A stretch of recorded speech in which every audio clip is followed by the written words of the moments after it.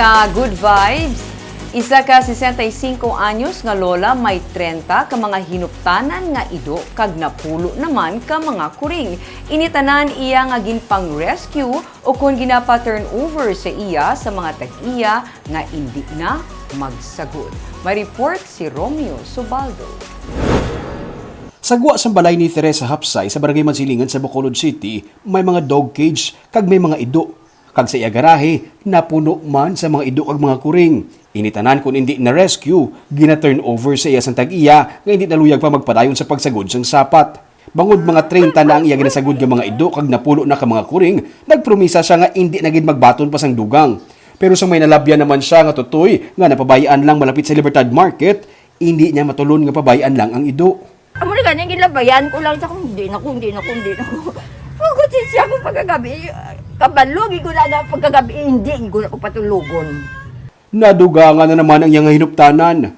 Mga napulo na siya katuig nga nagapang-rescue sa mga ido kag kuring. Isa siya sa mga founders kay nagsugod sang BARK o kun Bacolod Aspin Rescue Kennel.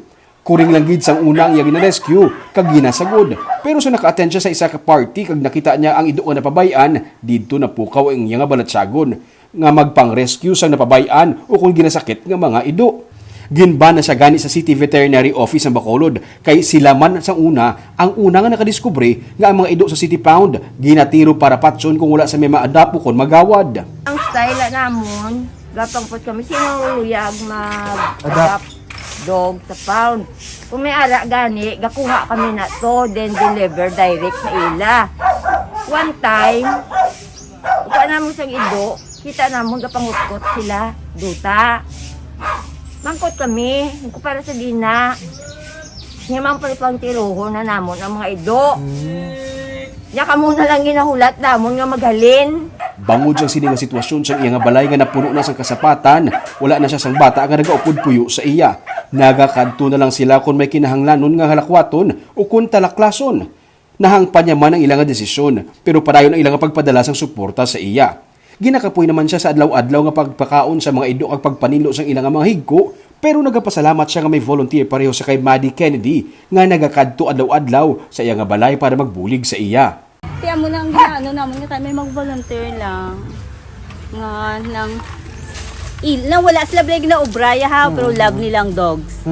Amo ginang dapat gidi kay tita nga kay para. Pero si Maddie, manugkadto naman sa Estados Unidos, gani mabalik naman si Teresa sa pagbaka-baka nga nag-isahanon.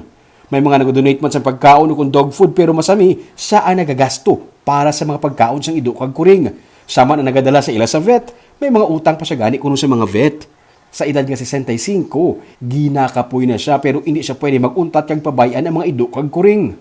Actually, inablang doon pa yan ni Marimating balay mo.